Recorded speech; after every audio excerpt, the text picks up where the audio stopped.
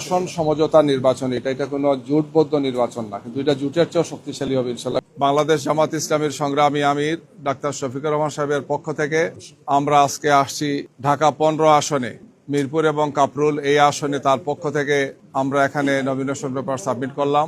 Doctor Shafiqur Rahman সাহেবের পক্ষ থেকে আপনাদেরকে এবং আপনাদের মাধ্যমে দেশবাসীকে সালাম এবং শুভেচ্ছা। গতকালকে সংবাদ সম্মেলনের মাধ্যমে আপনারা দেখেছেন আমরা 8 দলের পক্ষ থেকে করেছিলাম, সেখানে আরো 2টো দল আমাদের সাথে যোগদান করেছেন, এনসিপি এবং এলডিপি, এবং এই 10 দলের পক্ষ থেকে আমরা আগামী নির্বাচনে আসন সমঝোতার মাধ্যমে আমরা নির্বাচনে অংশগ্রহণ করছি। আমরা আশা করব অন্তর্বর্তীকালীন সরকার, নির্বাচন কমিশন, তারা সবাই মিলে আমরা যাতে একটি লেভেল প্লেইং ফিল্ডটা নিশ্চিত করি।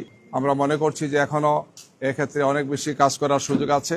সুন্দর সুষ্ঠু নির্বাচনের জন্য অবৈধ অস্ত্র উদ্ধার থেকে আরম্ভ করে চিহ্নিত সন্ত্রাসীদেরকে গ্রেফতার এবং নির্বাচনের জন্য সার্বিকভাবে একটি সুন্দর পরিবেশ নিশ্চিত করার আমরা বারবার দাবি জানিয়েছি, এখন দাবি দিচ্ছি।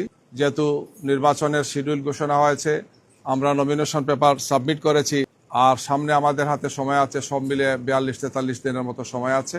এই সময়ের মধ্যে যাতে একটি সুষ্ঠু সুন্দর নির্বাচন অনুষ্ঠানের জন্য সম্ভাব্য সর্বোত্তম পদক্ষেপগুলো গ্রহণ করেন সরকার এবং নির্বাচন কমিশন, আমরা সে আহ্বান জানাচ্ছি। আমাদের এই আসন সমঝোতা নির্বাচন, এটা কোনো জোটবদ্ধ নির্বাচন না, কিন্তু এটা জোটের চেয়েও শক্তিশালী হবে ইনশাল্লাহ। গতকালকে আমাদের আমির বলেছেন স্ব দলের যে প্রতীক আছে সেই প্রতীক নিয়ে ইলেকশন হবে। শুধুমাত্র একটা আসনে একটি দলই থাকবেন, বাকিরা আমরা সমর্থন জানাবো।